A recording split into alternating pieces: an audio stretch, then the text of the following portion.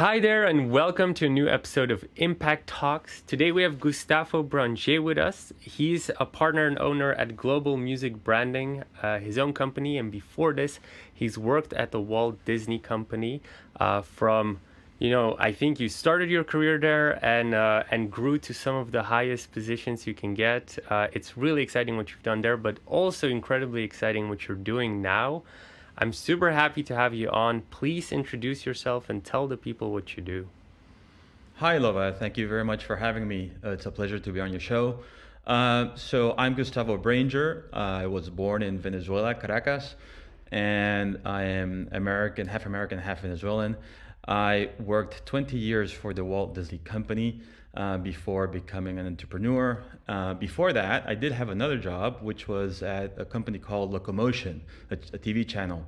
It was owned by the Cisneros group of companies, and it was basically an animation channel for adults in Iberia and Latin America. So after 3 years there, I was started at Disney in 2000, and I actually started in Miami. I was there for 4 years, and I was transferred to Buenos Aires, where I was overseeing programming production for a total of 7 years, and ended up launching 15 channels for 19 countries, co-managing the channels there. Later, I was invited to go to the UK to oversee non-scripted productions for EMEA, as well as all the productions for UK and Ireland. I was there for 2 years, then transferred to Amsterdam, and I was there for 7 years overseeing the channels operation and the music business operations for the Benelux. And then finally ended up at the parks, Euro Disney parks in Paris for 2.5 years. And now I've decided to, after my 20 years of corporate, I decided to take a go at entrepreneurship and launch my own businesses. One of them is being music, but I'm also following my other two passions, which are content and tech. Yeah. When I was talking with you a couple of months ago now, I remember being so fascinated about the story that you kind of have going through Walt Disney, and it makes complete sense going the step that you took now. Before we dive deeper into that, I always wanted to ask, when somebody enters entertainment, what do you study and how did you end up in entertainment? Is that something you always wanted to do, or was it just out of nowhere? So I actually started studying civil engineering when I was in Caracas. I did 2 semesters of that. I quickly realized that physics, chemistry, and calculus wasn't my thing. I do come from a quite creative family. My brother studied film at NYU. So I decided to leave my house. I left my house when I was 18 years old. I went to Miami and started studying journalism and mass communication at Miami-Dade Community College, and then went to TV management and TV production at Florida International University with a minor in photography. So that's how it really started. And then I've always been a believer of work over studies, in the sense that studies are very important, but I truly admire those who have worked in the field of interest and following their passion since an early age. So when I first had the opportunity to work on a TV channel, it was almost by choice. Back then, internet was starting to blow up and Flash was a big thing, and I joined a few guys in Miami Beach creating websites. So I had found out that a friend of the family was managing a Locomotion, which was this TV channel for the Cisneros group of companies. And I went really to sell them the website. And when we were in the interview, he said, "Look, Gustavo, I love you very much and I like what you're offering, but we don't need a website. We need to launch a channel. Would you be interested?" And that was kind of my door to go in, right? And it was a risk. I've never done that type of job, but I said, yeah, why not? Let's do it. And it was just really the beginning of a very long career, which then aligned also with my studies. So by the time I graduated in TV management, I already had like 8 years of TV experience on my back. Okay, so we need to unpack that because a lot of times we hear stories from incredible people, and it's always like, oh yeah, it got offered. And then when you start digging deeper, there was like something that you said or something that went down in the meeting that actually wasn't like by chance. So my question is, you started this website business with somebody? How many like co-founders did you have? It was two guys, really two dudes, if you want to call it somehow. We were very young, we were 19, 20, and basically, I had found out that this gentleman who was known in the family was running the channel, and I got an interview with him, and Oh, so he was a family friend. yeah, he was a family friend. He was a family friend. And in the meeting, I explained to him what we were doing and how exciting internet, was becoming, and all the opportunities that Flash would give you. Back then it was still with, the little modem, right? And the connection, which was horrible. ICQ was the big messenger back then. And, we just had a conversation, and he said, look, you're very creative, and I've heard about you, but you're selling me something that my business is not ready for. And really it was too early for them to adapt and to even think about e-commerce back then. And he knew I was interested in media. He knew I was studying journalism and mass communication. And he said to me, look, I have an entry-level job, which was actually a scheduler position, which means placing all the little elements that go between programs when on a linear TV channel, right? So you would have like the channel ID, a promo, or the advertisement. And it was all back then done in Excel. So you actually had to remember all the codes. And till today, I still have nightmares of those numbers. But you know what? It was really about having that open mind. It was my foot inside the door. And thanks to that, after that, it was really about dedicating myself and pushing myself, being open to learning new stuff. And I took it from there. And what ended up happening was 3 years down the line, I was supervisor of scheduling and programming. But a lot of the folk that were working there had moved, TV industry is very small. And some of the guys had gone to Disney, and they recommended me, and they say, hey, Gustavo is planning to leave Locomotion, so why don't you have a interview with him? And that's how I got my foot into Disney when they were launching the Latin America channels. But that interview took a year, and it was just because it was 1 year wait process, and basically it had to do with the channel negotiations not closing, and so they had to delay the launch of the channels, and with that, all the hiring. But I was very patient, and I kept in touch, and I kept, like knocking on the door. Hey, how are things going? Just so they wouldn't forget about me. And then it was February 1st of 2000 when I finally got hired, and that's when the real adventure started. The Walt Disney Company. Is when they hire you, is that like a proper job, or is it like a freelancer in the beginning? No, it was a proper job. It was in the same area of scheduling. And at the same time, we had to help free-to-air broadcasters in Latin America with their Disney shows, Sunday shows, where they had hosted blocks for kids, and we would just work with them to ensure that the content was compliant, was within brand. The one thing that Disney will never compromise is the brand. That's one thing that you learn along the way. So it was a very interesting job, but it was a very beginner job. And once again, it was really about, being open to feedback, to criticism, working. It's not easy. I have to say I've learned a lot along my years at Disney, especially when it comes to that work culture, which the company was and is still widely known for. But if you're interested, if you're loyal, if you have high work ethics, and you're team player, then then it works, and curiosity is something that you should always follow, right? Because then that drives you to dive into new jobs that present themselves. And I've had a very long career that goes from TV, and TV programming, to then adding production and compliance. Compliance is basically standard and practices, making sure that the content or whatever's airing on the channel fits within the brand, right? Okay. That's an entire position? That's an entire position, and there's teams that dedicate themselves to that, right? And same with programming. You have people in programming that do either the scheduling bit, and this was before. I mean, things there's still linear channels, but as you know, the world of TV is in a very transition mode right now, going more to VOD, right, into streaming. So um, but also then we had acquisitions, which every channel has, and even streamers today, which is going out to the market and buying content for the platforms.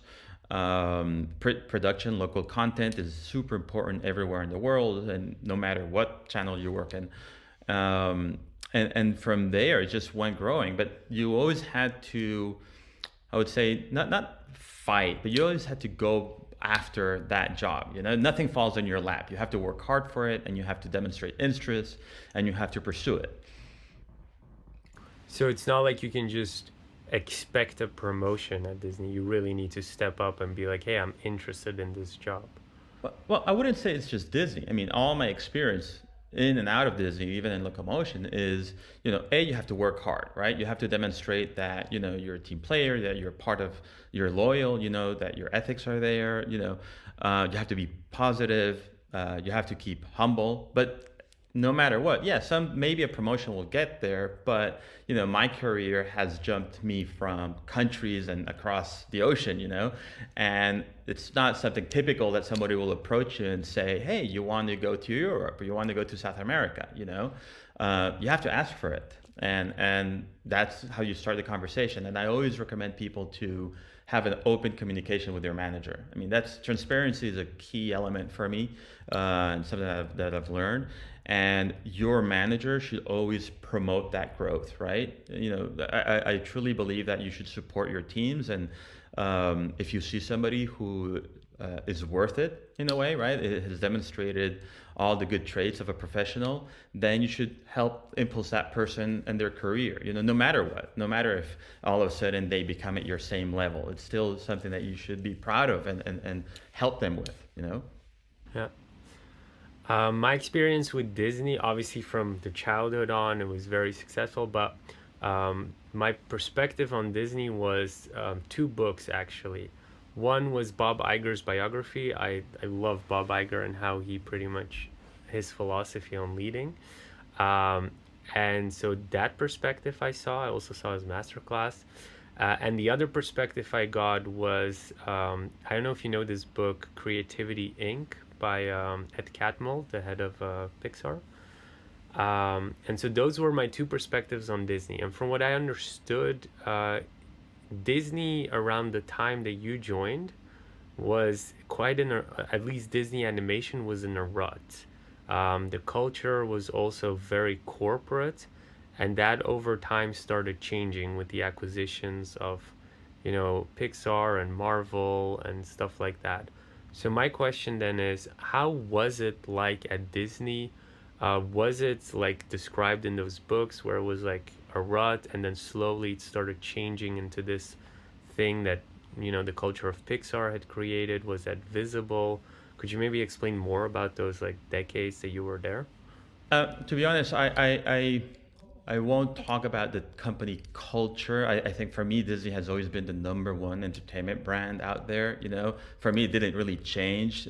One thing that has always been known for Disney has been the people, the employees, and that comes with the culture of the company, right? And with that comes creativity, and I think every company can have their up and down in animation, and it's really a matter of point of view.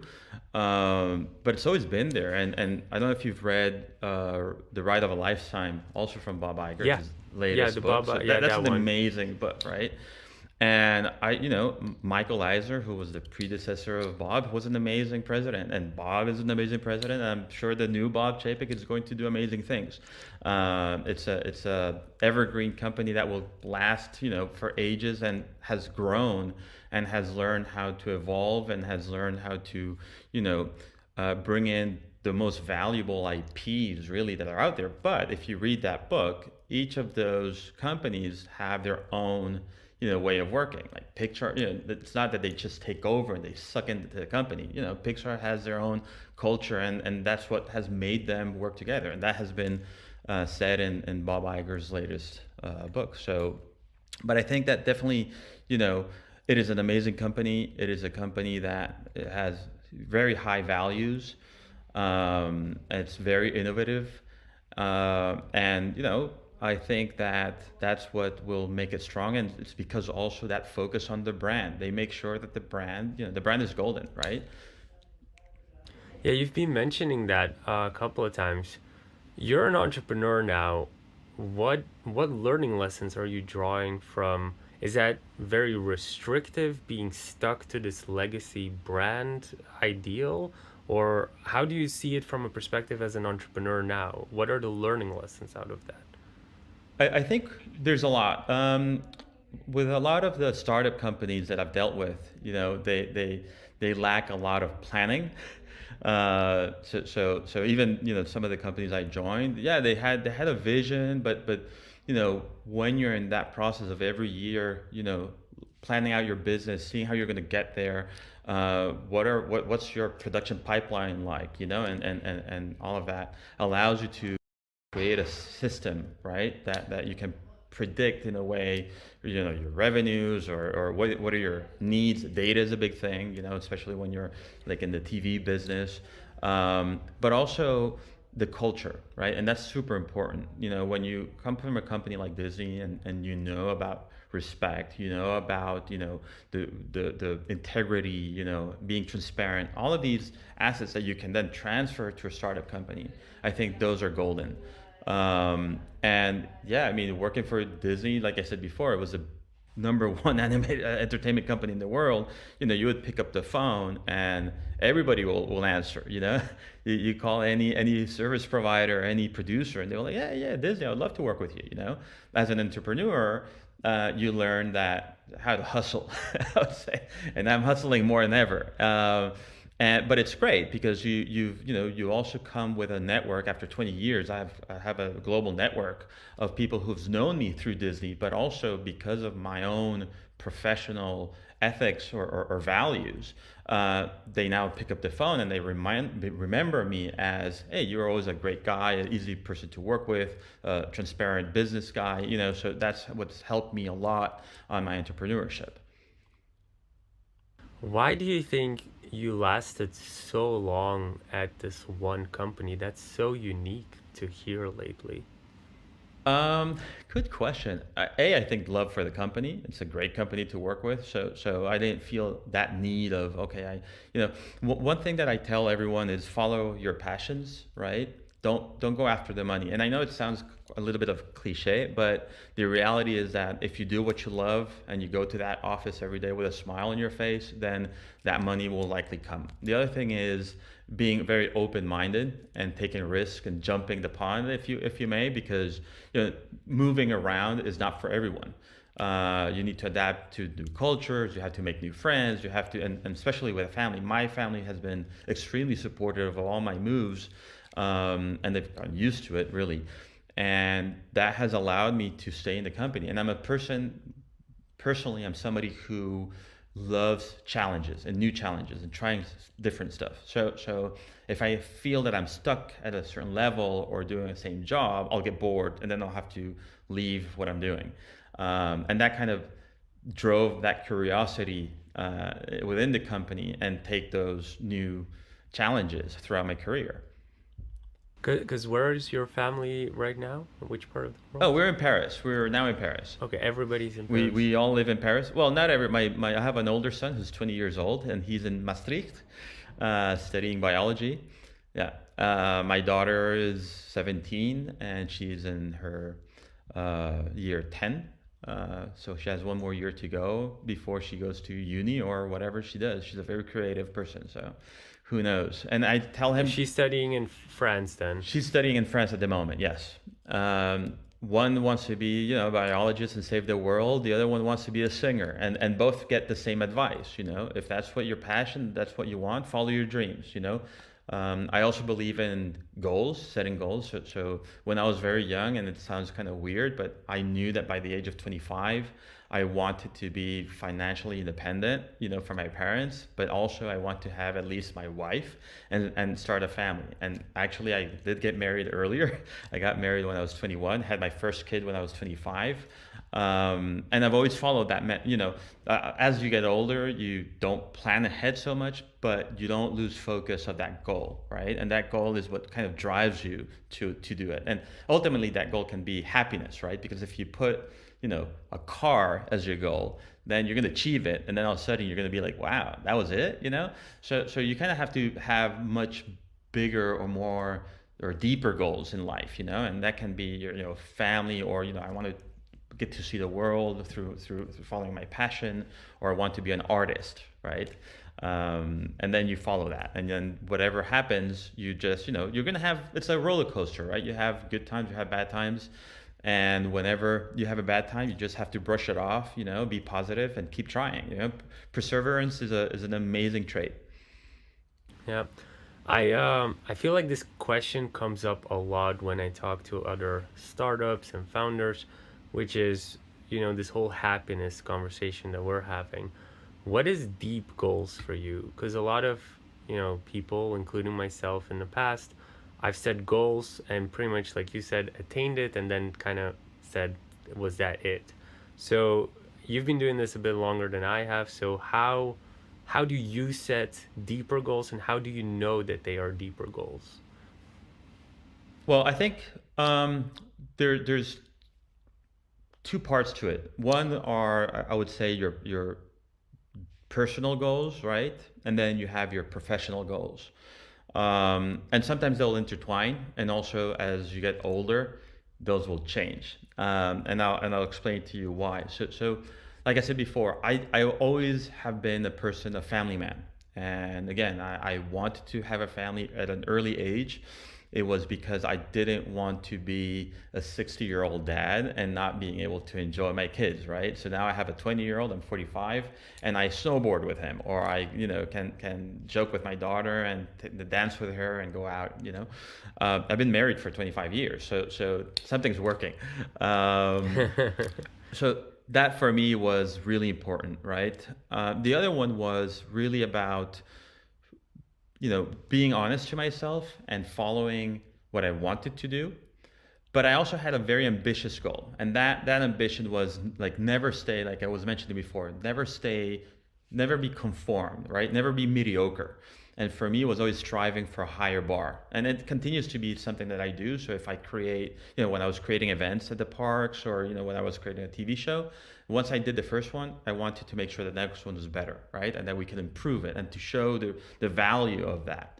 However, I also had a let's call it a position goal at one point, and I was challenged one day by an executive at the company saying to me, where the typical question that you get in an interview, where do you want to be in 5 years? And I was much younger back then. And I said to him, I want to be in your shoes. I didn't hesitate. It was like immediately, I said, okay, I want to be in your shoes. But time went by, and it wasn't that I was in the wrong path or anything, but due to personal reasons, I lost some family members that were very close to me, and my wife also had a heart attack, and that kind of resets you a little bit, right? And then that's where you go even a second level of deepness, where your goal is happiness, and that was at least in my case, right? I want to be happy.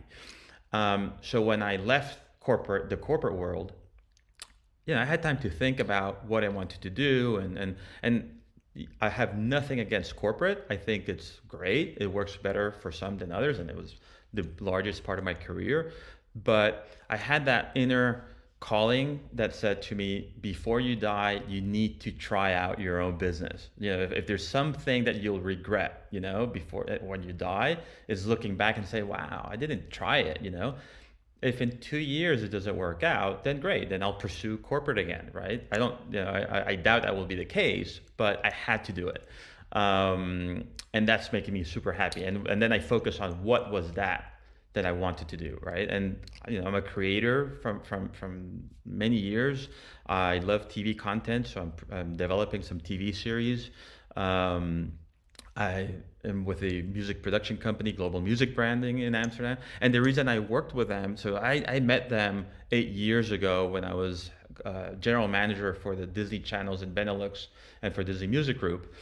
And what I loved about these two guys, Tim and Dennis, was they were always in a very positive spirit. They're very creative.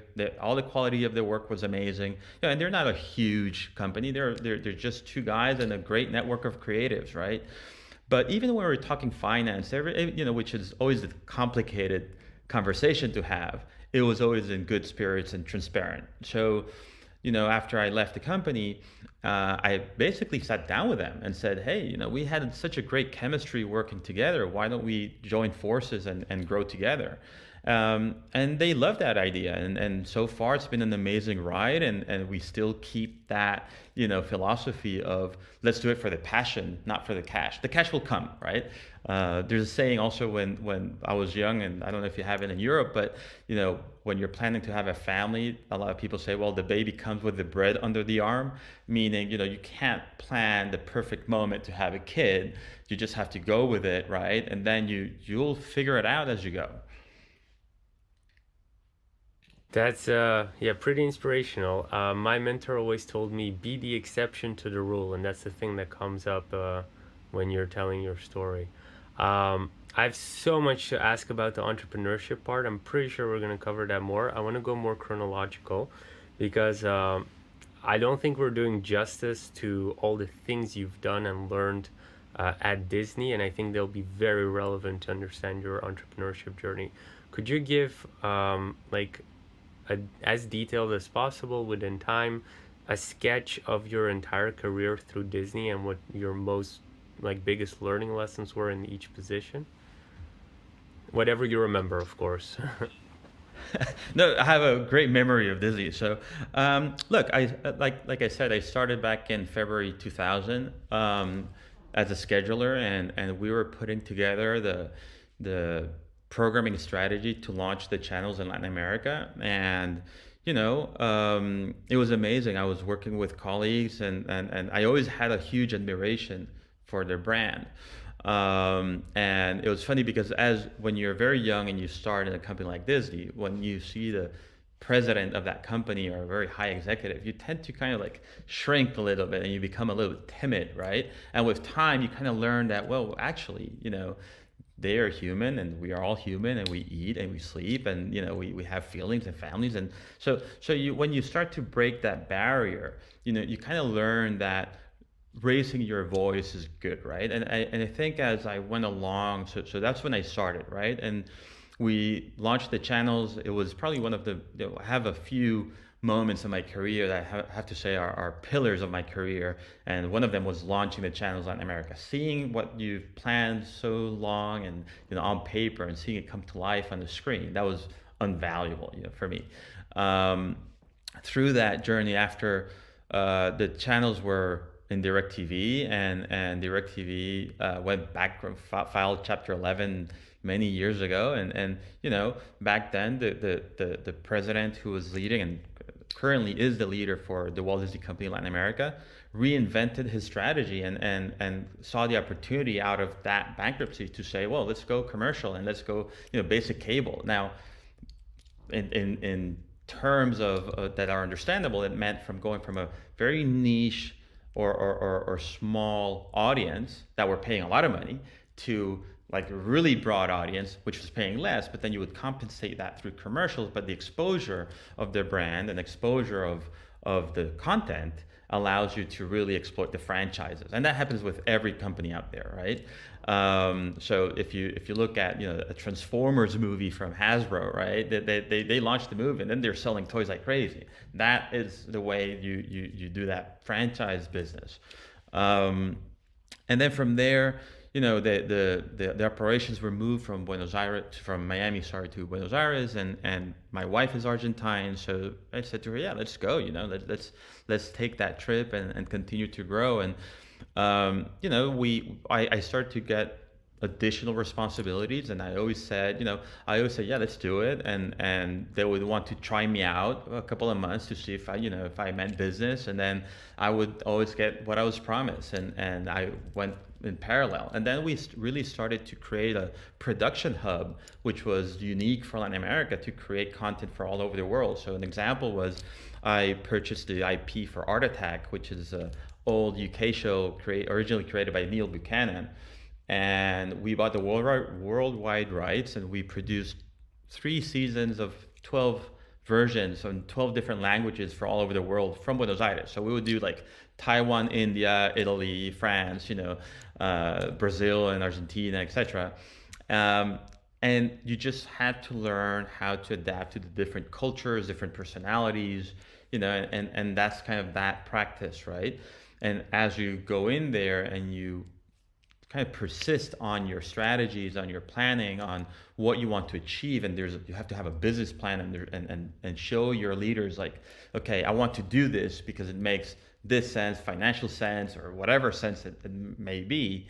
But then also ensure that you kind of stick to it, and deliver on your commitment. That will help you grow. That helps you also gain the trust of your partners, of your executives, of your leaders, and always give an opinion. And that was one of the very key elements.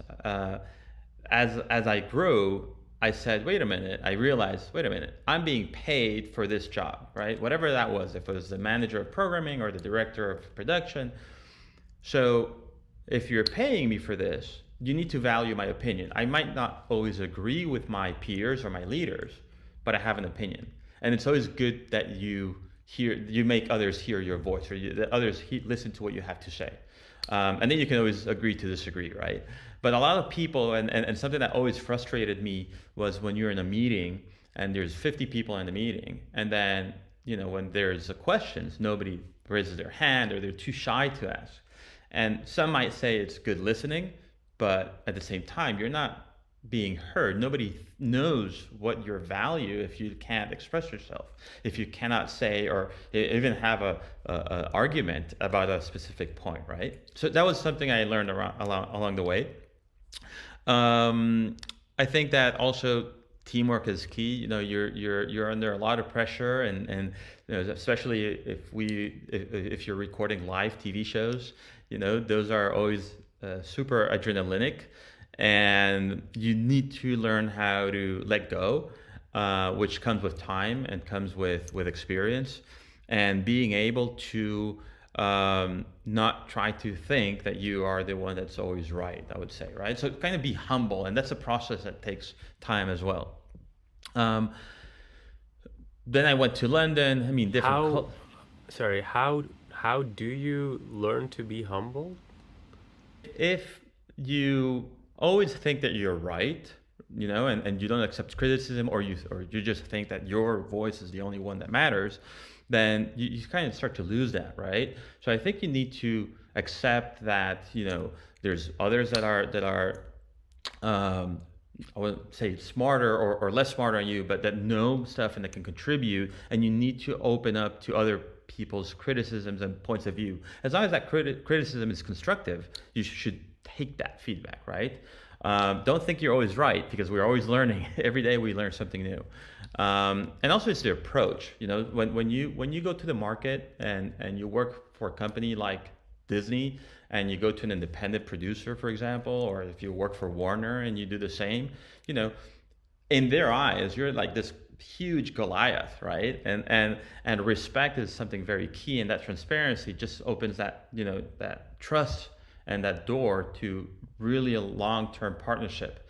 So you could become completely the opposite, right? You could go to the market and say, hey, you know what? I'm Disney, so you should go to my terms. So you kind of lose a lot of those ethics and that respect if you take that approach. So I wouldn't recommend that, right? Yeah, a lot of corporates tend to do that, so that's why you have that. I definitely love that attitude. Yeah, but yes, sure. Continue with the story. I was listening. Yeah. So Buenos Aires was a 7 year, and we had amazing concerts, amazing productions. We had over 300 episodes a year of content being produced, which was amazing. Um, and then the opportunity came for me to go to London, and it was a very it was an amazing experience just because we were going to new content, different, completely different culture, food, weather, you name it. And you had to start all over. And each of those moves just, I think, on one hand, makes you stronger as a family, but also opens much more your mind. The more cultures you get to know, the more understanding you have of many topics, even diversity and inclusion, if you may. If you're stuck in one country all your life, then you might just fall into that way of thinking. But as you move around, you tend to be more adaptable to different situations, and also even at work, you don't stress as much as you go down that road, and you learn how to prioritize and what battles you want to choose to have, if you may. How did the opportunity present itself to go to London? What was happening that happened?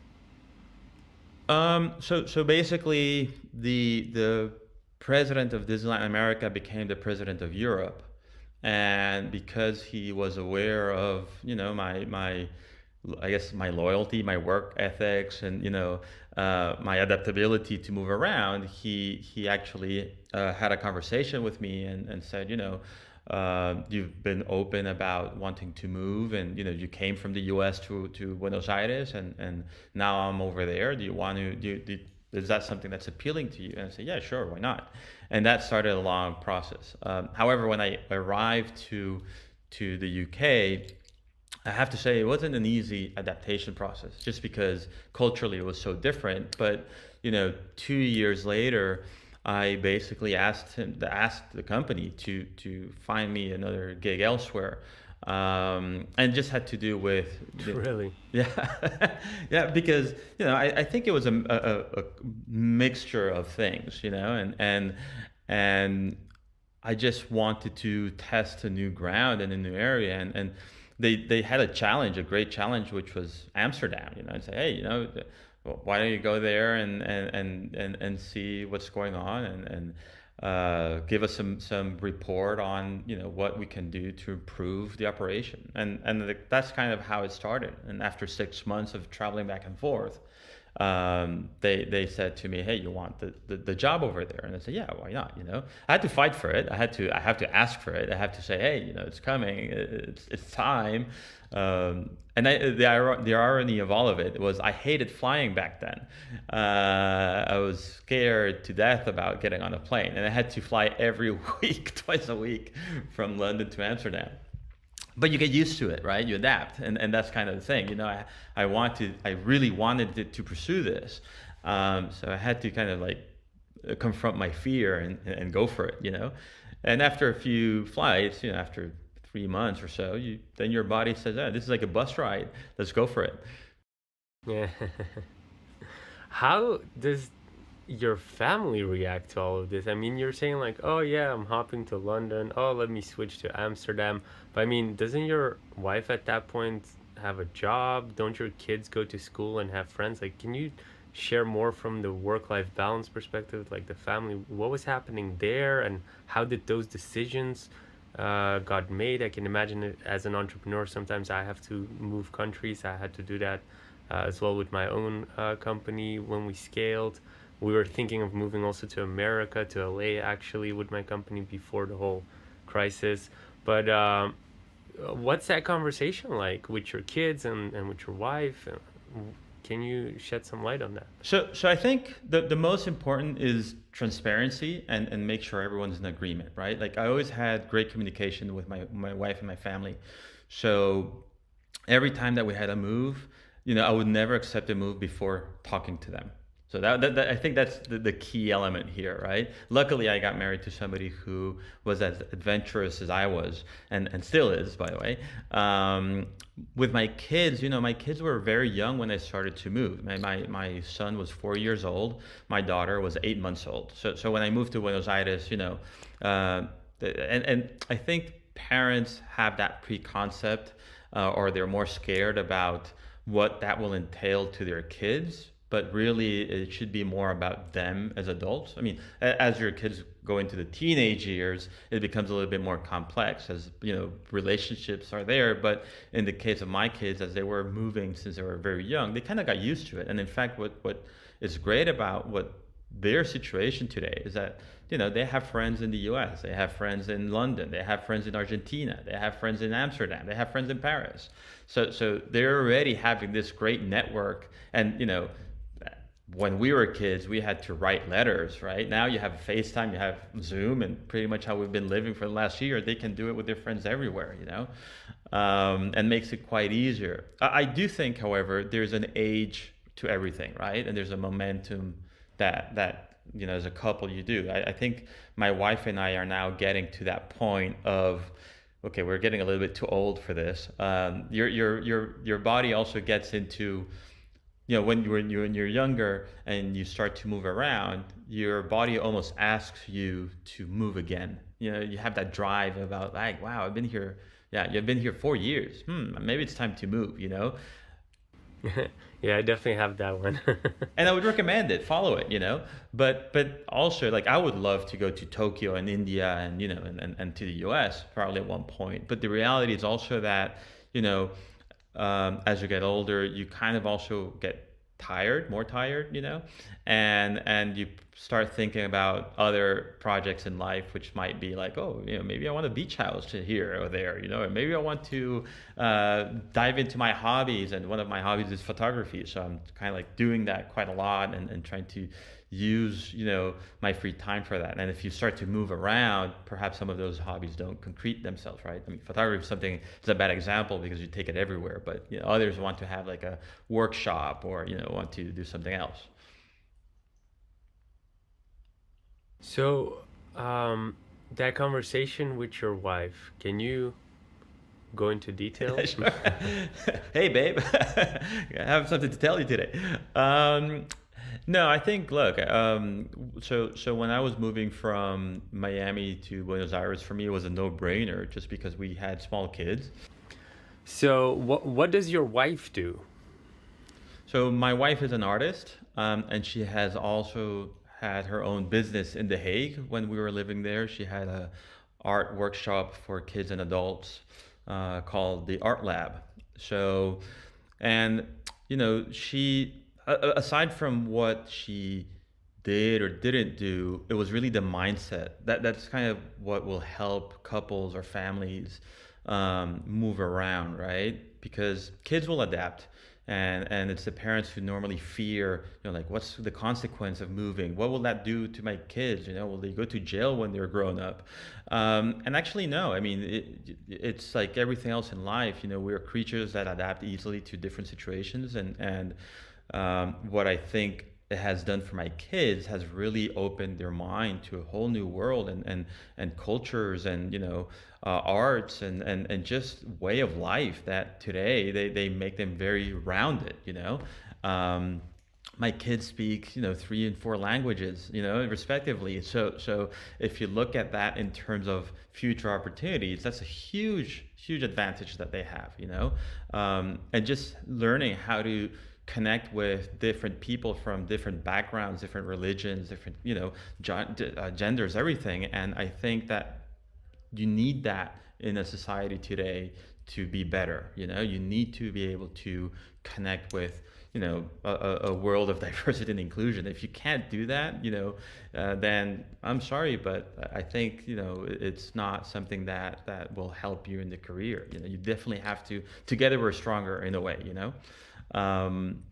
I think that one thing that has also been very important is when you agree with your family, the first couple of months, and even I would say it takes like 2 years for you to kind of like start to feel at home in a new place, right? And what has that impact on us has been that it has brought us closer together as a family, because as you move, sometimes you don't have those friends when you arrive, so you're kind of relying on each other, and it makes you stronger, as a couple or as a family for that matter. So as long as there's good communication, and there's support, mutual support, that works. And there's times, and it happened to me recently, that I would have loved to go to Tokyo as a next journey, and my wife said, let's go back to The Hague, and yeah, why not? We're all happy to do it. Yeah. So you're in a very unique position to answer a question that I have, which is you've lived in places that I have considered or would love to live in. But can you tell me maybe which one you love the most and which one you dislike the most? No need to hate on something, just like share like the secrets of living there and what's good and bad about those places. Okay, I don't have, and I don't want to disappoint, but I don't have a favorite. Like every place has its charms and it has its challenges. Okay, so and I'll give you a few recent examples. When you work in the Netherlands and you're there, right? Hierarchy within the workplace is quite horizontal, right? And there's a lot of sayings in the Netherlands that say, if you stand out, they'll cut your head off, and that actually is great, right? For me, because it allowed me. I'm a person who's very open. I have an open door policy. I've always had that, meaning, even when I was the VP of the park event, I would allow the assistant or the coordinators to come talk to me. I would encourage that. In Netherlands, that would attract those employees to my door, and we would actually have great creative and just conversations about life that you would allow people to get to know you as a person and as a professional, and vice versa. When you come to a country like France, it's a very hierarchical, vertical job culture. And it's in general. So then all of a sudden, when you ask questions in a meeting, inside or out of the company, it doesn't really matter. You have that very present, and the coordinator might be scared of asking the question because, oh my God, you're the VP. And you don't think that way, when you move around. But then you look at a city like Paris. I mean, it's the most beautiful city in the world, probably, with amazing culture. You go to Holland, and it's, I think, the most relaxed and probably one of the best countries to live in terms of life conditions. Latin America is all about family and friends and great food and great partying and great, but you have the craziness of Latin America, which is a very difficult socioeconomic situation there with dictators in Venezuela, for example, or economy crashing. With when I came here, it was a European crisis, and if I recall correctly, people are saying, oh, there's like a 3 or 4% inflation rate, there's an unemployment level of 3%. Well, coming from Latin America, where in Venezuela you have over 1,000,000% inflation in a year, and you have 82 or 85% of poverty line, it's nothing. It's a joke. So and that those situations just have allowed me also as a professional and as a person to adapt and look at situations either at work or in my personal life from a different angle, right? And not stress so much about things in life because it could always be worse. COVID is a great example. People are talking about COVID, oh, how terrible it is to work from home, but always put it from another perspective. There's people in Venezuela that don't have anything to eat, have no internet, have no light, and they also have COVID. So it can always get worse. But I think what's really important, Lova, in my 20-year career, I think is enjoy the journey, right? Every day, like don't try to get to the end point very fast. We all know what the start point and the end point of our lives is going to be. There's no doubt about that. And it doesn't matter who you are, we're going to get there, right? And I saw a talk once, and I can't remember the name of the speaker, but she had this amazing, it was in Amsterdam actually, for Women's Day. I think it was 2014 that we celebrated it. And the lady went on stage with a 1 meter, one of those measuring tapes, right?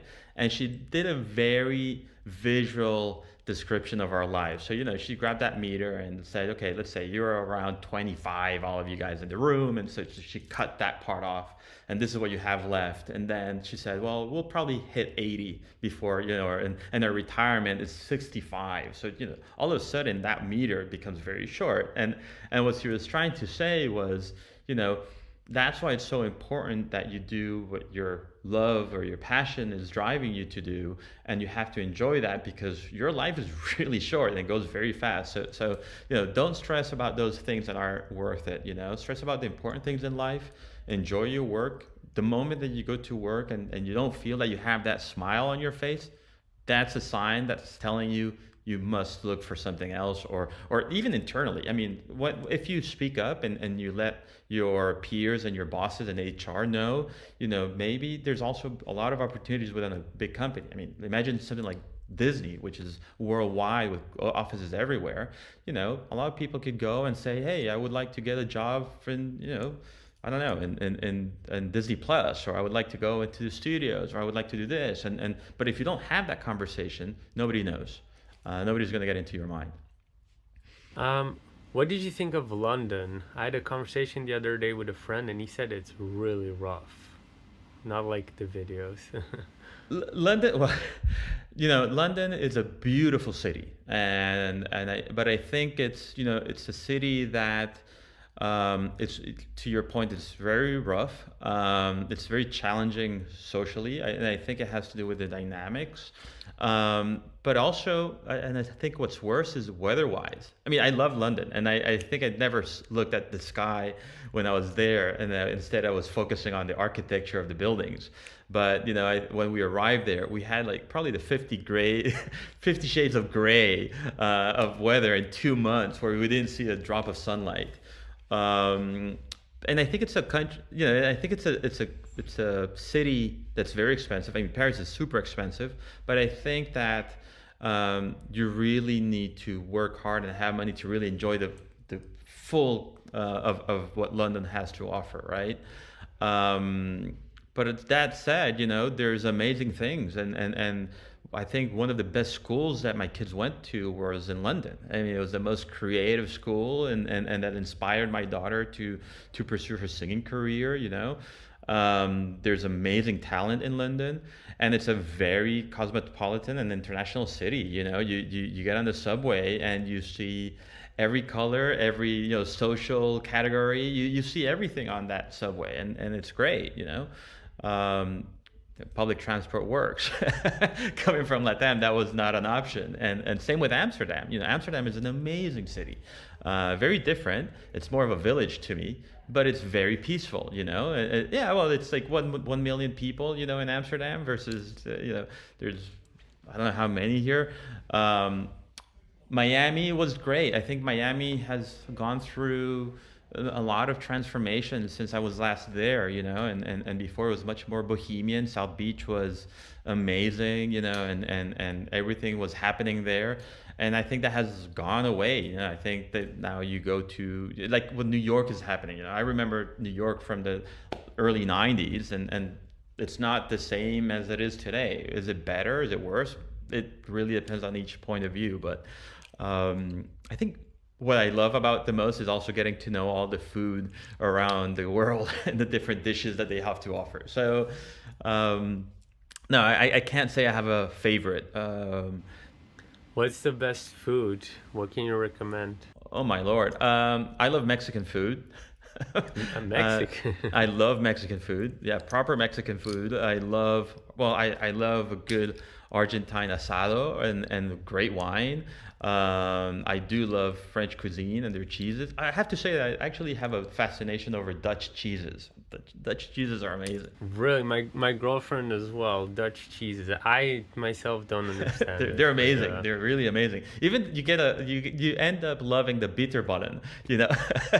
That's how it gets. No, I could never adapt to that one. Everybody in the office every Thursday, but I never could adapt to that. But if you like cheeses, you should go to like the islands in the north of the Netherlands, and there.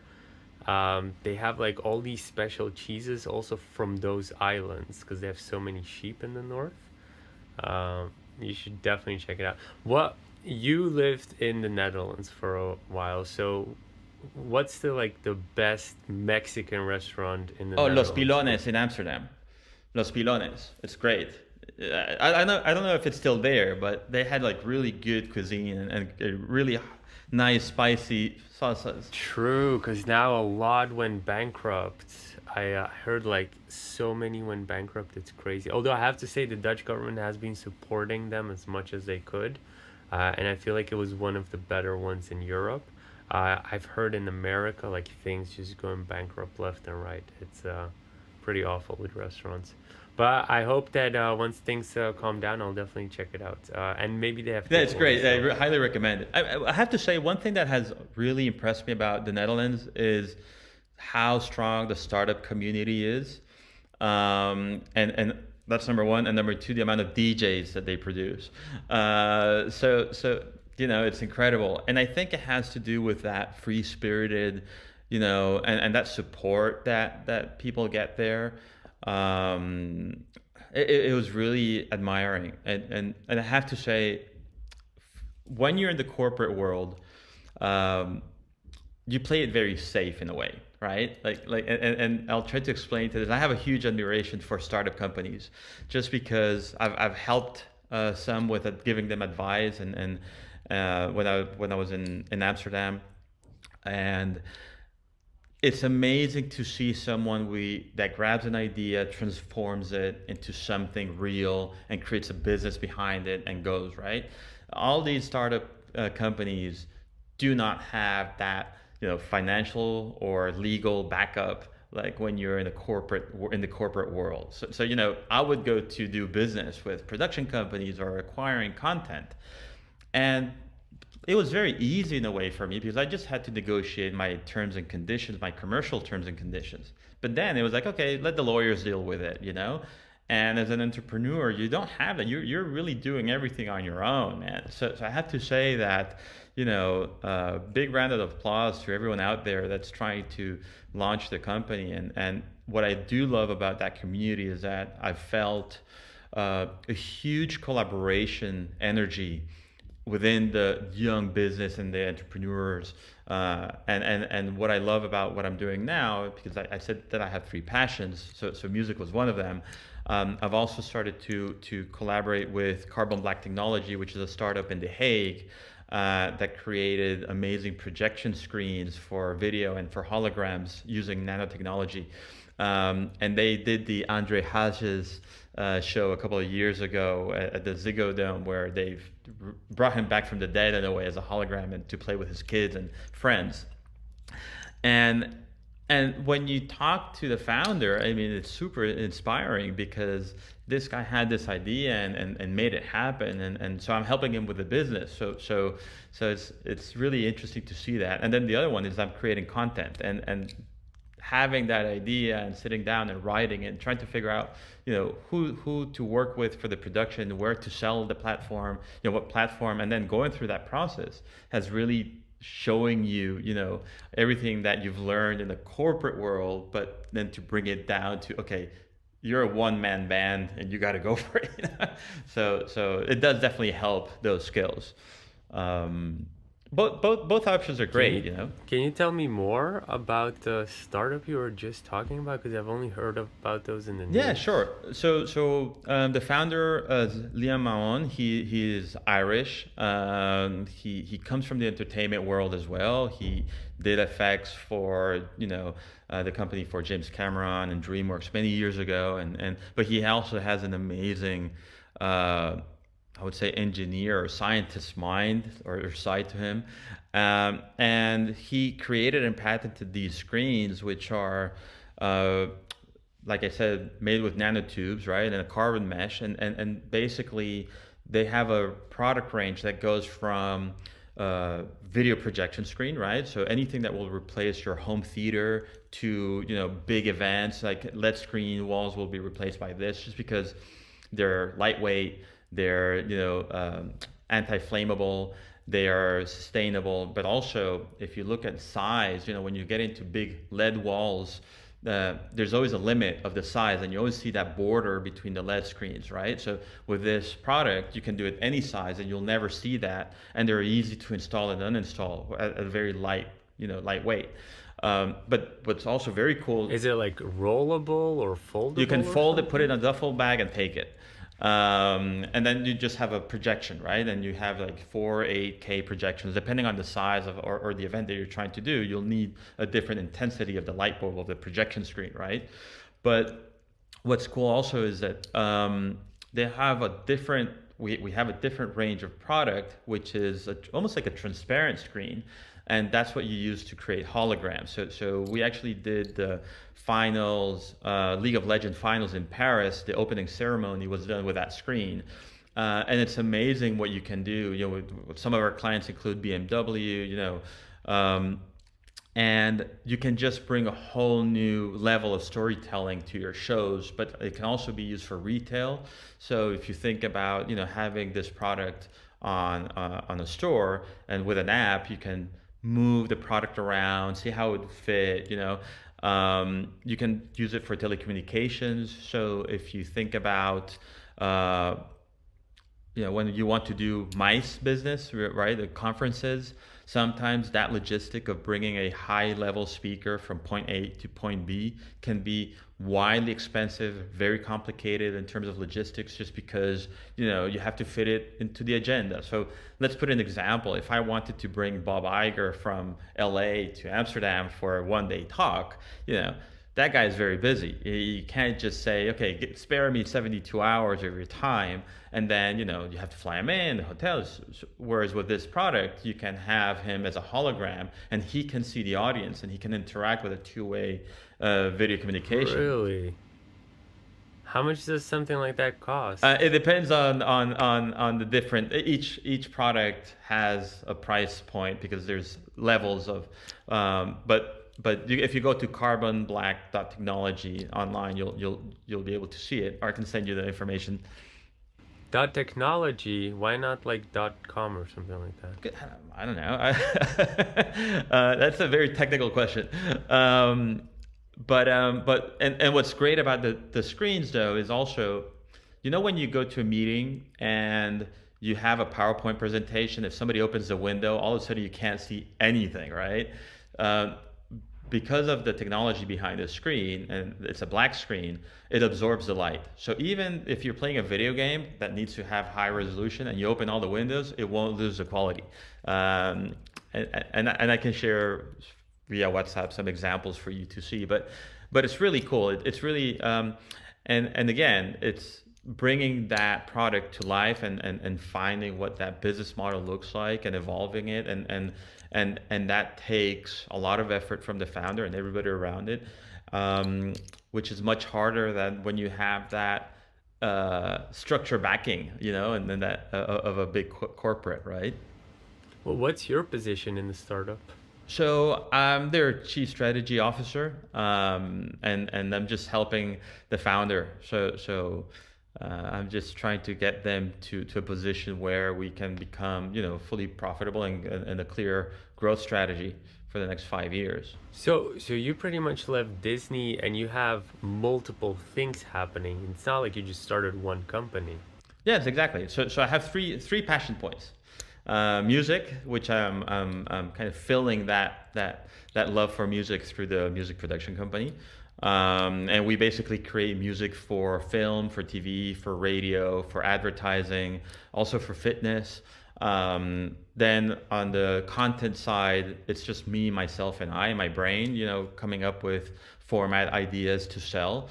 And then on the tech side, I joined a startup company because I met the founder and we immediately connected. We understood each other in terms of where the product was going, what were the needs, and the potential of it.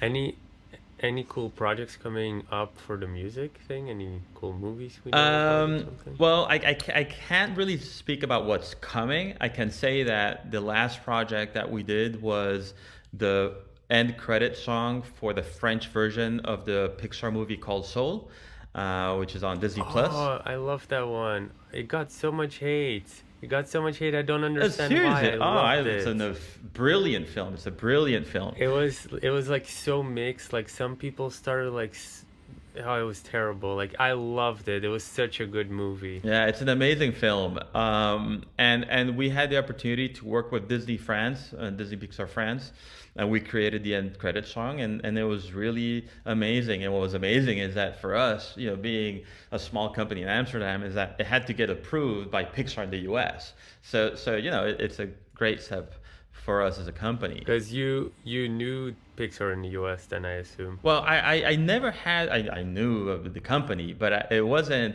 through my access. I mean, we went directly through the French office. We didn't bridge it, because that wouldn't be the right thing to do. You want to keep your business transparent and straight with the people who you're talking to. Um, but yeah, that's one great project. We have a few projects that unfortunately I cannot comment. Some of our clients include, we've done campaigns for Heineken in the past. We've done Samsung, Q Music, Slam FM, Sublime FM, Avotros, for example.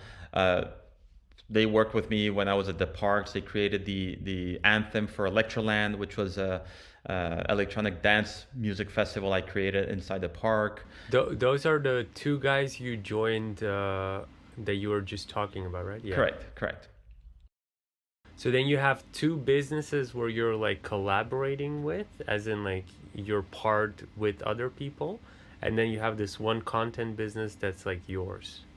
Yes, even though with that content, I'm just developing the content, right? So I can come up with the idea, I can come up with a story arc, I can come up with an episodic breakdown if you want, if it's a series, but eventually that also requires a lot of collaboration. So I'll look at different production partners that are out there that I've known or that I think they have a good portfolio, and see if they're interested in the project, or artists for that matter. And then once we agree on that, then I go to the platforms, or they go to the platform like a Netflix or Disney Plus or Amazon, or even the local broadcasters for that matter, and try to sell it. And then that's kind of where I'm starting at the moment. How come you're in France then? Why don't you live in the Netherlands? I will, because so I basically, I left Disney last July, and it was really due to COVID and what happened to the event industry at the moment. So, but I have my daughter, and talking about family and work-life balance, my daughter is in school, and we had a conversation, and she wanted to finish her school year here. So we'll wait for that to happen, and then in the summer move back to The Hague. Yeah, makes sense. Then you're gonna be close to us. Yeah, I remember you telling me that. So interesting. I think I interrupted your Disney story though, like midway. Because I think one of the most interesting, well, in my opinion, one of the most interesting things you've done at Disney was the events. So I really wanted to cover that. And also maybe like you did some music parts as well, right? Could you quickly cover like those last parts before we move on to the entrepreneurship part? Sure. So I'll start with the music because that came chronologically. It came first. When I was overseeing the channel business in Amsterdam, 2 years into the gig, I was offered to oversee also Disney Music Group for the Benelux, and what we did there was, of course, create the local versions of the soundtracks like Frozen, that eventually became like 4 times platinum in the Netherlands. Wait, quick question. When you keep mentioning like for France, Soul had a different soundtrack. What, isn't it the same song all the time? Well, but you localize it. So, when if you turn those songs into Dutch, into French, into Italian. Oh, so you were in charge of doing that? So, well, I was, that was my business unit. We had to make sure that we knew what was coming out, but also when you had something like Disney in Concert, which is a concert series, we would license that to promoters that wanted to have the show or like the Concertgebouw. I think and And we also had talent. We're looking for local talent, and we did a few videos with some local kids, and also collaborating between the music division and the TV division to create content that were heavily based with music, and that kind of makes it better to resonate with the local audiences, right? Um, so I did that for a couple of years, and then in 2018, they asked me if I wanted to join the park business, overseeing their event strategy, and it was a massive operation at Disneyland Paris with over 800 events a year. A lot of them focus on MICE, so meetings, incentives, conferences, and expos. But then also, there was an opportunity to create events to target different audiences, to help with, the image of modernizing the image. So we did the EDM festival called Electroland, but always also like bringing it from just a regular EDM festival to more and more theming it to a franchise or to a property, a Disney property, to make it more unique, right? And it was a very unique experience because if you consider having an EDM or any festival inside a park like Disney, then people could dance and get on the Tower of Terror, come down, dance a little bit more. So it was a great event. We also did the first official Pride event ever at a Disney park. This was in 2019, which was highly successful. And yeah, so we also had weddings, and we did a lot of private events. So it was a really interesting job. That sounds so different than music. How did you why did you switch from music to events, which I find completely different almost? Well, it's not really. Music is in the DNA of different types of storytelling. So if you look at Electroland Pride or even Disney Loves Jazz, which is another event that we did, it's completely music based.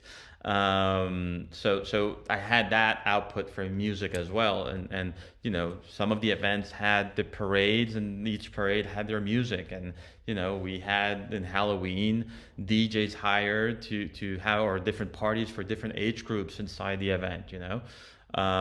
We also did sports, so we did the Run Disney weekend, which was hugely successful.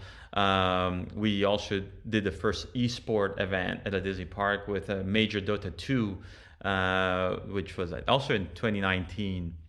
And it was just a way of attracting different audiences. A guy who goes to an EDM festival, has a reason to go to the park and enjoy it, and then all of a sudden it says like, wow, there's a lot of cool stuff for my age as well. So it's different ways of engaging different audiences. Interesting.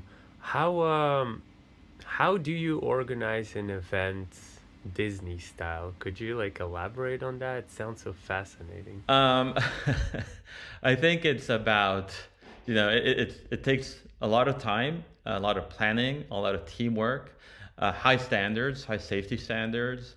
Like I said before, and I'll continue to say, Disney is a company that will never compromise the brand. The brand is about everything.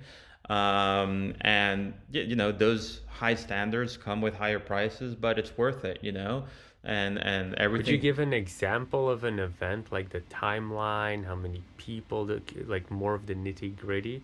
I think some listeners would appreciate it as well, including me. Well, I think, I won't be able to get so much detail, but I can say is that, a cycle of an event can take up to a year, from Oh, conception, wow. to plan. There's always every creative business has exceptions to the rule, right? And like TV as well. If you have to come up with a TV show in a couple of months, well, you'll crank it and you do it, right? But in a normal circumstance, it takes a lot of planning. It takes collaboration, and it depends on the event. Of course, a MICE event is very different than an electronic dance festival or a Pride event or jazz event. So you have to hire the artists, you have to have the show directors to create with a concept, you have to prove the concept, then you have to get the production team to get all the technical feasibility of it, and also the budgeting, and then you have to create a business model behind it, make sure it works out. There's a whole bunch of steps to make it happen. A business model on an event? How would that work? Like it's pretty much just tickets, no? Well, not necessarily. I mean, every event in the event industry has sponsoring, right? Has ticketing, and then you also can have other elements like food and beverage, for example. Like there's many things that make an event, but at the end of the day, what you have to make sure is that you have a bottom line which is positive, right? And that's kind of what you're striving for. It's normal in the event business to have like a cycle, a 2 or 3 year cycle, right? So like, when Tomorrowland or one of these big events first started, it was very likely that year one was probably a negative, but then, year 2 or 3, they grow, and then they start to make a lot of money. And that's how also you bring sponsors to recurring years of an event. It's very different when it's some MICE event. Normally the partner will come and say, hey, I need this, and you create a concept for them, they see it, they approve it, they sign the check. So it really depends on what you're doing. But definitely what's more important is teamwork. I mean, teamwork is essential, and depending on an event, that teamwork is much broader. If you're going B2C, right? So you need marketing with you, you need digital marketing with you, social media, you need all of the players of that machinery involved to get it out there and known. Whereas if it's just a private event, it's really that event planning and production team that's working together. Yeah. So then how do you organize 800 events? We have a big team. But I mean, were there then multiple heads, or were you the only head managing that crazy team? Well, I have a big team, and within that team, I had directors and I have unit managers. So, like there's a creative side of it, there's a sales side of it, there's a production side of it, there's a technical side of it. They have heads, and then, it's like a kind of pyramid. And then I reported to somebody who had much broader responsibilities. And it's kind of like the ladder of a corporate company. How many people are on one event? Oof. You can have a lot, because if you're counting security and everything, you're going beyond 100 people. I mean, it really depends on what you're looking at. And no security, just the people like the event managers or the ones doing the production. How many? It can go around. It can be around 30 people, perhaps, but it really depends on the area. Only 3 people. 30. 30. Oh, 30. No, and it depends. It depends, because a lot of stuff, like you don't do everything with your in-house team. There's certain things that you outsource, like some of the technical equipment. It's not something that you just do alone. But there's a lot of coordination, and there's amazing professionals that know what they're doing, that work there and that have years of experience. And it's like a TV show. When you have people that are in charge of lighting, of cameraman, you have the host. Sounds like that. Yeah, it's very similar. The language is very similar. So even though I didn't have that extended live event experience, just because of my production background, it made it very easy for me to get it very fast. And the names you're naming, it almost sounds like you're doing a live show almost that you're recording, except there's no. Well, actually, yeah, you are live recording it probably. Yeah, exactly. And because you have to show it on the screens, right? I mean, you always not always, but a lot of times you use that camera circuit to show the audiences, like footage of the musicians or the public, but it is like a live show. And one thing that I have to say is I love television production, and it's probably one of the most satisfying works that you can do, but there's nothing like the emotional connection of a live event when you're there live at the dance scene or at the whatever concert that is. It really, the engagement is magnificent. Yeah. So with these 30 people, how many people events are we talking about then that they're organizing? Well, no, it's you're going into like an extreme level of detail, and it would be unfair for me to just like because again, I mean, we are a big team, and the events are planned with a lot of coordination from different areas of the park, and or of even my business that when I was there. But so there's show directors involved, or like I said before, there's producers, there are No, project but I mean, managers. what I meant is how many people visit the event.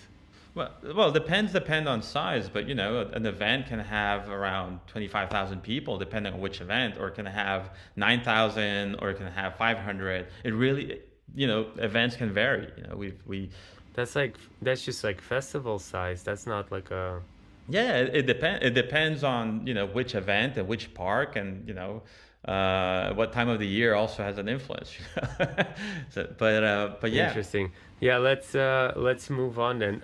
Maybe a question then. Why didn't you become like an event entrepreneur after this? Wow. Well, we do offer through global music branding. We do offer music event design. Okay, so it's something that we do offer. It's not something that we proactively are marketing, but I do go to some of the people who know me, and people I've done business in the past, to say, hey, we will do this for you. It just requires a whole other level of teams and structure. And right now, my main focus is really about building the current client portfolio that we have with the production company, and taking it to another level. Once we do that, then we can get into experimenting and collaborations and whatnot. But it's just I guess, creative decision, if you may. Tell me about the first months as an entrepreneur. What was that like after 20 years of corporate? Wow, exciting, I would say. Not Exciting. scared? Well, I have to say, not really. I mean, I think that comes after. I think that does happen to me at a later date. But the first months was like, oh my God, I can't believe I'm doing this, and super hyped, and I'm extremely electric. Those who know me think I'm like completely an ADHD type of guy with a lot of energy. So the moment I left Disney, I started to call all my contacts and send emails, and like call everyone I knew, and super excited about what I wanted to do. I sat down, I started to write my TV concepts. But it's after some time when you have the good days and bad days as an entrepreneur, and I think that happens to everyone, where all of a sudden I don't know, they cancel a meeting, right? Or all of a sudden your deal doesn't go through, because it happens. Not every day is pink, and then you're like, wow, uh, is this for me? Am I doing the right? You kind of start to question yourself a little bit, But I think that with everything that I've learned, you just keep swimming, as they say. You just keep going, you keep rowing, and you go for it. I think there's going to be a point in my year or two of entrepreneurship that I'll say, yeah, where am I going, right? You kind of like see how the tide is blowing, and you say, well, maybe it's not for me, and then maybe I go back to corporate. But again, I don't let the first battle or first loss turn me down. I keep calling, and you know what? I've seen that in my process. I was a believer for many years that LinkedIn was the way to go in terms of contacts, and I've been proven wrong. I mean, I think that today it's a great tool, and you definitely should use it. But I also have met a lot of people, professionals, that don't answer me via LinkedIn, and then all of a sudden, I find their email and say, why are you writing me by LinkedIn? I never check out LinkedIn, And I was like, oh my God, I thought this was like the tool to use. And then I think it's also about getting to know new tools, right? And I joined a group that's called the 40 Plus League, and this is just a group of mid-age executives, and some of them are still working, and some of them are like me that have left the corporate world after many years. But there's a diverse group of professionals with different backgrounds, and in that community we kind of help each other out. We talk to each other about what's happening, what are new tools that we use, and learning something as basic as Notion or Slack, or or things that help you as an entrepreneur in a great way.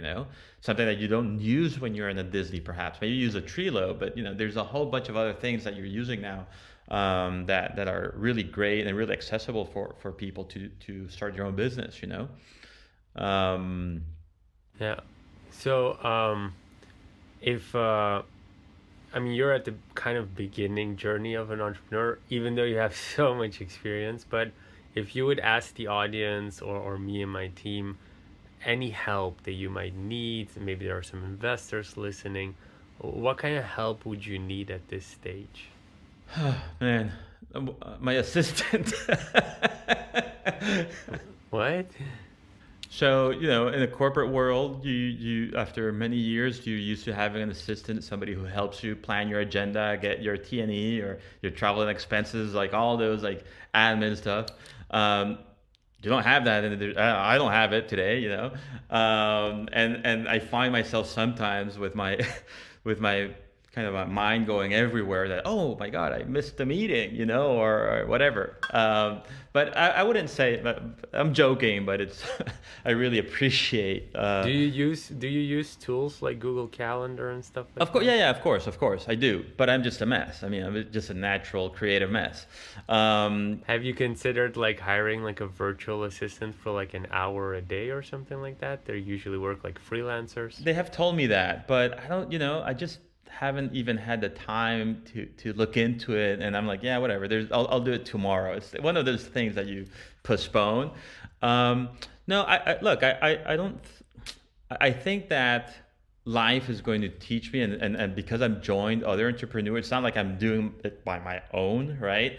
I'm kind of relying a lot on their experience. I'm bringing a different type of expertise, which is either my network or my knowledge on business strategy, or but I definitely, it's a team effort that we do together to survive the entrepreneurial world. And I'll have my days that I call them and say, oh, I can't believe this is happening to me, and they'll say to me, don't worry, relax, it's fine, we're used to that.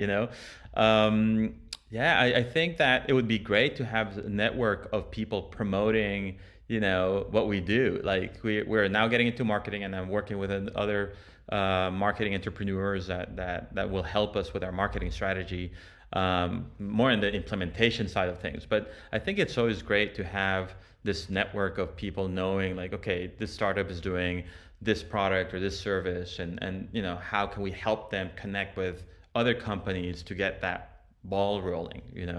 And that's kind of what I was mentioning before about the collaboration. I've met amazing entrepreneurs, and of course, COVID has hit a lot of these companies, no matter what size.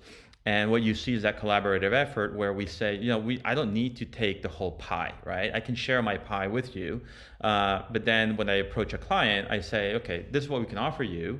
And then I bring my partners. It can be an advertising company, it can be a stage design company, it can be a whatever. And you bring them to the business, because then you create that network that eventually will call you when they need you.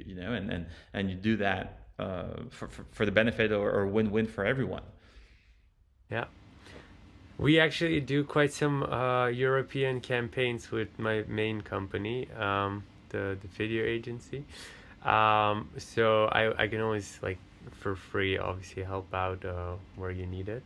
Our focus is mostly like on multilingual projects, especially in Europe. That's a pain in the ass. But we have a couple projects running now. It's like translating into like 10, 20 languages. So it's really interesting because we produce videos that I have literally zero idea about if they're correct or not. So then obviously, like, I can't quality check that. So the team quality checks it, and then the client double checks it as well. But yeah, really interesting. I can always like share some stuff. Yeah, that'd be great. It would be fantastic. I'd love to see what you're doing. Yeah, we do music in every language. I mean, at the end of the day, we have a Yeah, global it's so network. fascinating. And I think some countries are easier to than others, of course. But I would love to see, and yeah, maybe there's something there. No worries.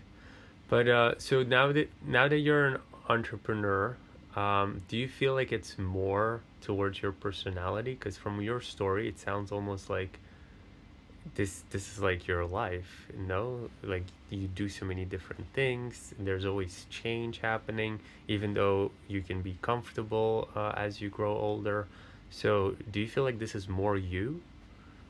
Wow, that's a good question. I've always been told, and especially after, I left the company by a lot of people that I was never like the traditional corporate guy, and Yeah, and yeah, but I don't know, because I think it's about a mindset, and perhaps I do have a little bit of entrepreneur mindset that comes not necessarily because of my work experience, but more of a personal experience, right? Because I've gone through so many countries and different cultures, social and economic situations that has allowed me to kind of adapt fast and be flexible and agile, and all those I guess qualities that or traits that you need as an entrepreneur, right? Um, Something as basic as I remember many times I would go into my new roles, and I grab my teams and sit them down, and it sounds cliche all the time, but you are like, you need to challenge status quo, right? And then they look at you and like, yeah, whatever, that's like disruption, or all these words that are out there. But then I have clear examples of people doing reports, for example, and because they're used to doing reports that takes hours or sometimes even days to prepare, but nobody even questioned like, why the hell am I doing this? Like, so that was always my first question. It was like, so who's reading this? And they would look at me and like, you, and I was like, I'm not going to read that. yeah, Why am I going to read that? And then, oh, but that person. So I'll pick up the phone and call, person X and say, hey, person X, are you reading these reports, daily reports? No, I don't need those. So, after like 3 phone calls, you'd say, I just saved you like, 30% of your time right now.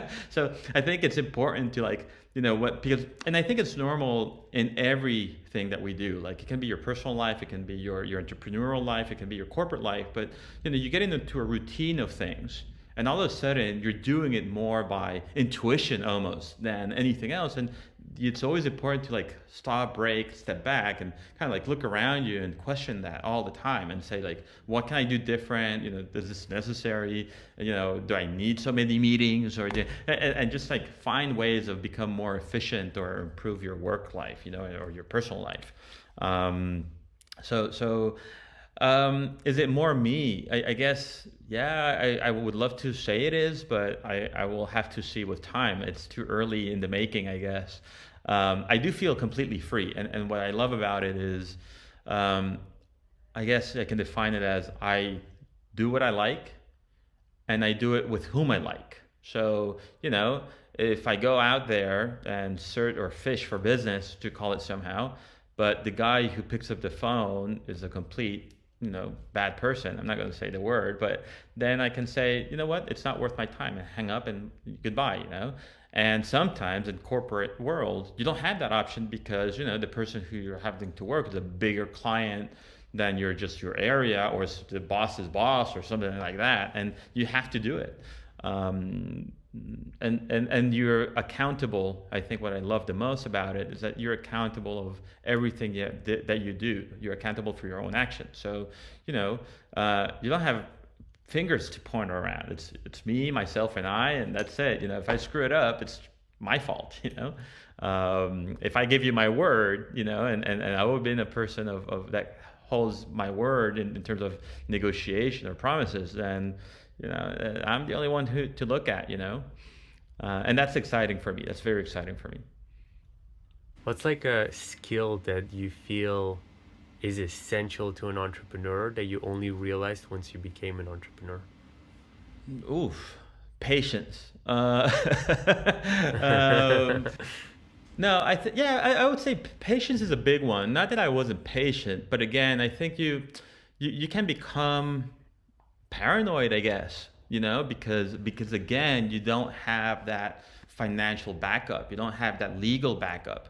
When you leave Disney and a company like Disney, it was very easy back then to call anyone. Like, and I mentioned that before.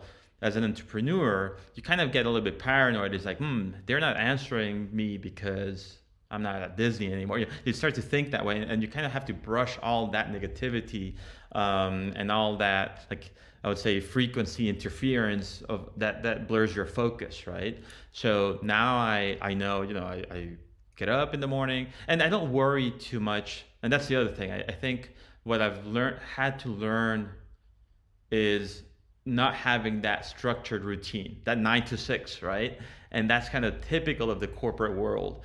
I knew I had to get up like the crack of dawn and take my metro to Disney, and it was like an hour ride or metro ride, whatever. You work till 6:30, maybe sometimes 7 or 6, but then you were very, very structured. Nobody's putting pressure on me any day to wake up early, right? And what drives me nuts a lot of times is, or used to, is I would have a meeting scheduled for a 2-hour meeting, and for X, Y, or Z reason, that meeting gets canceled. And then you have this big hole in your agenda. You're like, oh my God, what am I going to do? I feel terrible not having anything to do for these 2 hours. Sorry. And you just have to learn to relax, and say, if you have that all of a sudden, then maybe take a walk, go do some exercise or have a meal, have a relaxing meal. I normally eat like very fast, and it's because of my mindset of like always rushing, and I try to just take a step back and check my contacts and follow up and say, hey, I haven't heard from you in a while, like let's grab coffee, or let's have a Zoom call like this one, and see what business we can do, or just say hello. Not everything has to be about business, but also it's about like making sure people know that you're alive and well and present, and not be forgotten in a way. But yeah, I would say those are my worries, man. Do you feel like this rushing mindset, as you get older, it gets calmer, or is it pretty much the same thing as when you were 20? I don't believe. I think age is a mind thing. So it only got worse. It only gets worse. It gets worse because I think. Well, I don't know. No, I wouldn't say it gets worse. I think your energy level, right, in terms of, or your drive, it depends on not your age, but on the project that you're working on, right? If that project or that challenge is sexy enough for you, right? So I always like a very good challenge, and that's kind of part of what has kept me going, right? Like, it doesn't matter how big the task is, I'll be like, yeah, let's go for it, When you don't have that, and it was a little bit like the example of your ambition. If your ambition is a car, and then you're like, hit that, and then like there's nothing else to do. You've achieved that, so you try to make that high bar, and that's also with a project. So as long as I have that, I think it's driving my energy and keep going. In fact, what I find myself many times, and I think COVID has a lot to do with it also, because we're stuck in our houses, 24/7 basically, and you kind of lose track of time. And I've seen myself in the computer, all of a sudden it's like 10 o'clock at night. But the difference is, because it's my project, it's my company, or it's the one I'm passionate about, I don't stress. I'm not feeling tired, but I have to be careful because one night is okay, 2 nights is great, 3 is a crime, and then you have to like, oh, whoa, where's my family, But I think that, like I said, I think it's also COVID and the fact that, it's different if you're able to go out and, meet people at a restaurant, or to visit an office, or go to your studio. And my studio is in Amsterdam, my music studio is in Amsterdam, and I'm here. So it's all by Zoom, But no, I think that the energy is there, the passion is very important for me. And again, if you're following that dream of yours, if you're following that passion of yours, why should the flame go out? It's like a good marriage, man. If you're still in love with a person that you've partnered up with for life, why are you going to go out and mess around? You don't need to. You're in love. It's there. If not, then just cut the relationship and a new partner. And same with business, you know. Yeah. Are there any other topics you wanted to talk about while we're on the podcast? Sure. So I think that overall, in terms of I've mentioned the journey. You know, one thing that's very important is always to figure out what problem you're trying to solve. You know, when you're coming up with your own business or whatever you're doing. So what is it that you're addressing? Think about the consumer, and again, it's all about the consumer journey. You know, and what are those pain points for the consumer in whatever you're doing, and how you can solve them. Um, Learn from your mistakes and the mistakes of others, I would say. And these are like ping pong advice, I would say. um, I think that the more diverse of a workplace, the better. Okay. um, I'm Latin. I don't look it right. That's my mother's German side, but I'm very Latin, and I can tell you that you do feel it when you're in the workplace, and you're questioned a lot when you're in the workplace or doing business. So it's always good to make sure that you have different points of view, that you have a very diverse team, and you're open to that, because that will just drive to amazing ideas and creativity. um, I've spoken about risk taking, about integrity. I would say respect is something that I will never compromise. Like, that's one fine line that I've kept. One thing that you cannot do in a business environment is lose respect, and that's a line that if you cross it, then it can't be forgiven. And I'm a true believer that if that does happen, that person who crosses the line should not be in that work environment, no matter who you are. Um, I've spoken about transparency, your high standards, your ethics. And again, I mean, more than anything, follow your passion, follow your dream. I think that that's the best advice that I can give. And don't be afraid to take that leap of faith, if you may, if you're following it. Everything comes afterwards. So if you want to go to the US, I would say to you, go for it.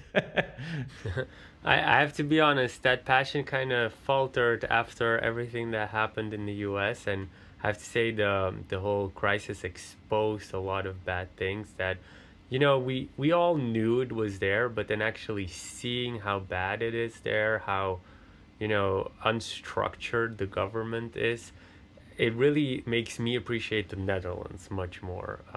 Such a digital, innovative country, such a great startup community. Um, Again, how digital the government is a big thing for me. um, and then, yeah, it's kind of that passion going to the US became less of a thing now.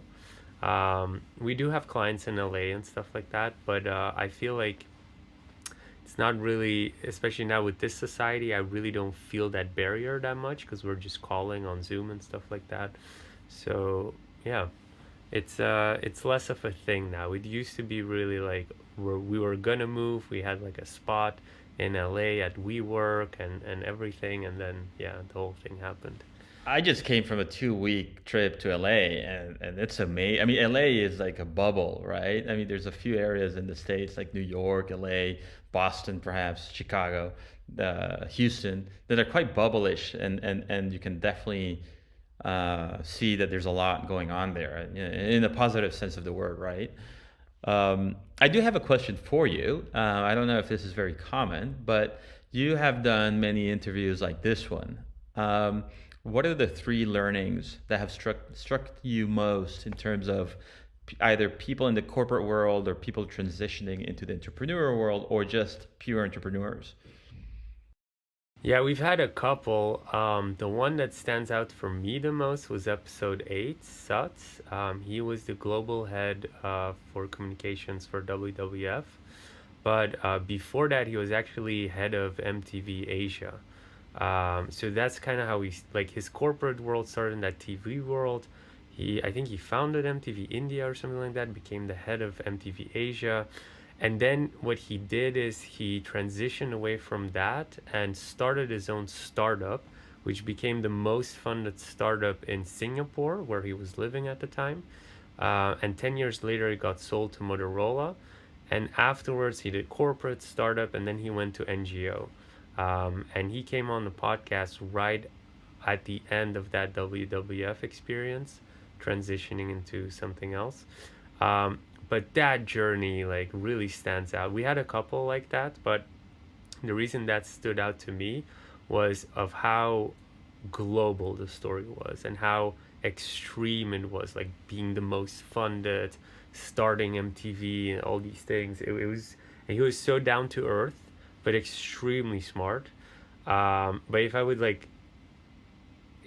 look at like the common denominator with all of them, is it was pretty much just like they weren't worried about taking the risk. It was always like, what do I have to lose? The network was immense, so it was almost like they couldn't lose, even though at the time that's not how they felt like. But it's, I mean, if you hear the story in an interview, it's like, I mean, it's not like me when I was starting at 20 years old. And then like 2 years later, we started scaling the company. I moved to the Netherlands, I remember. I walked out of the station in Rotterdam with zero contacts, zero anything, and I had to start building like this whole network up. And then like what 4 years later, we became one of the largest startup events in like this region. So it just, if I look back at those stories, like people who went from corp, we had Dan, I think it was it's like one of our most viewed episodes on YouTube. He used to work for, what was it, Frogman Design, the ones that do the design for Apple devices, and then he started his own whipsaw agency, which is like super well known in Silicon Valley. And it's just like pretty much the same story that you're sharing. There's so much expertise in there, so much built up over the years, that the moment they started is just the moment you just call up a couple of people, things just happen naturally. Um, so I'm definitely not worried for you. Well, it's also about your reputation, right? I mean, karma is a big thing, and you know, treat others the way that you want to be treated, and if you like, I think they're basic life, everyday life advice that you should follow, right? You know, if you're an asshole, then you know, unfortunately, you're not going to get anything back in the future. You know, people are going to remember that. You know, if you're a nice guy, if you're transparent, if you're fair, you know, if you're positive, then that takes you a long, long way. Um, Actually, I can add something to that. The one common thing is they're all very generous with their advice, and even time, if it's in the right moment, which, you know, we've approached many people, and I've noticed that the people who usually are performing the least, so not so senior level, they usually never have time.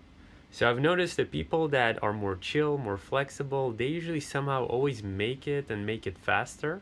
And that was definitely something that popped up in our team as we started, like, for instance, scouting speakers.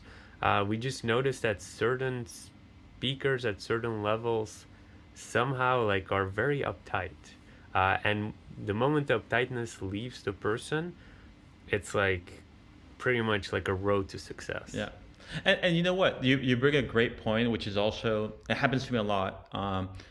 Emails or messages via LinkedIn, right? When somebody takes the time to write to you, right? It doesn't matter, you know, unless they're selling you like dog food and you're like, well, didn't you see my profile? Like, you know, like do your homework, right? But if somebody does that and reaches out to you, puts the effort, it might be a student, right? It might be a guy who's looking for a job. And even though you don't have something positive, like that you can't give them what you're hoping to, right?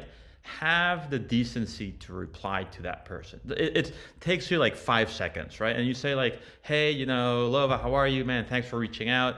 Sorry, man, I'm too busy, but maybe in the future. Or I could say to you like, you know, let's have a call. And I've had many calls that, you know, I might be in the middle of a call, then wondering like, what am I doing here? You know, but you give that opportunity, right? And same with students. You know, I think it's super important to motivate either younger generations or people who are in the workplace or around you to just strive to be better than what you can be, right? Because again, I mean, I can't go back in time. I can't, I've made many mistakes in my life, man. I was one of the guys who, when I saw High School Musical for the first time for Latam, I was like, this ain't gonna work. I was wrong, man. But that's common, right? And I can admit the mistake and laugh about it because nobody has a crystal ball. Nobody's perfect. And I think you can definitely help others to kind of like get that and help that journey, that professional, personal journey through life. So I would say that's another like spot on advice that I would say. I drive crazy when people accept me on LinkedIn, right? For example, and I send you a message and you don't answer me, then it's like, so why did you want to connect with me? Why in the did first you place? add me? Like, Yeah, do you exactly. want followers, man? Like, what is it?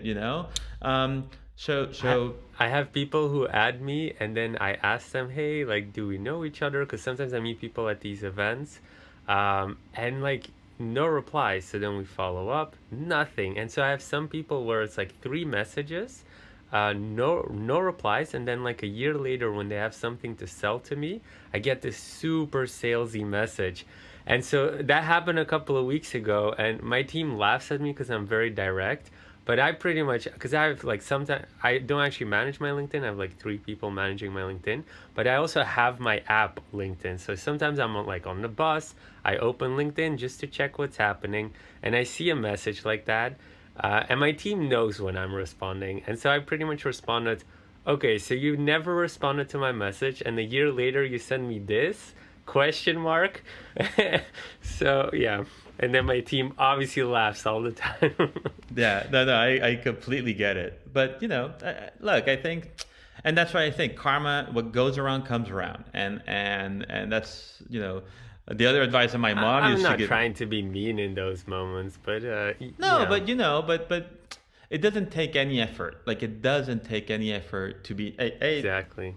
not even to be nice. I mean, it's easier to be nice and to like put a bad face and try to think how to tell somebody off, right? When we were doing events and we had either DJs or artists or just people saying to me like, I would love to work on your events or on your TV show. I would say to them, look, thank you very much. We're fully booked this year, but let's keep talking. And if you need advice, like just keep that hope and that conversation going, because at least my I had a teacher. I'm not going to mention the name, by the way, but I had a teacher in the university that would discourage the students by saying, in TV there's no money. You shouldn't do TV because there's no money. So automatically as a teacher, you're telling all your students to not worry about the passion, but go for the money, right? Which is the first like wrong advice. And two, like for those who think that they can actually make a living, you're telling them no, you can't, and it's complete BS. There's money everywhere if you are passionate and you try to do the best that you can do in that area, right? So yeah, I'm a big believer being positive as well. So I agree. I think on that note, I'd love to wrap up and actually give a red carpet to you. Do you have anything to share with the audience? Where can they find you? Any businesses, links, whatever? Please share. wow, thank you, Lovett. So my LinkedIn profile is Gustavo Branger. So anyone who wants to reach out, please connect. I've said it here. I will connect. I'll respond to your message. And also in terms of businesses, so check out globalmusicbranding.com. If you're a business who has a brand, or you're in the fitness world, or doing TV, film, radio jingles, anything, we create amazing things. I've spoke about some of our clients. Carbon Black Technology, if you're in the event industry, or if you're in the MICE industry, or you want just to have the best home theater system you can have. It's nicer, better, more sustainable, and cheaper than LED system. So call us. That's Carbon Black Technology. And then reach out whoever wants, and I'd love to connect. It's all about a collaboration, as I said before. So thank you so much for this opportunity, Lova. It was great. First time experience in a podcast, so it's great. I'm gonna check it out when it Hope comes you out. enjoyed it. Oh, it was great. It was amazing. I didn't really know where we were going at first, but it was great. It was lovely to have you. I'm 100% sure we'll be re-inviting guests, and I'd love to have you because I have at least an hour more questions, but I don't think that's fair. So I'm super grateful you were on. Thank you so much. And feel free to reach out anytime. If you want to send me more questions, I'm happy to, like send you by email or just have a phone call, interview, whatever. I'm here. So, we ain't going anywhere. We are in a curfew from 6 p.m. to 6 a.m. in Paris. But thank you so much, and much success with everything. And I hope to see you at least when I'm back in the Netherlands. We should grab a coffee or a drink. 100%. Perfect. Perfect. Thank you for the opportunity. If you like this episode, you can check out our most recent one here. And if you haven't already, make sure you click here to subscribe and see the next one. But if you're interested in more tips and tricks, then make sure to join our Facebook group where you can find thousands of like-minded people and you get direct access and support to any business question from the entire startup funding event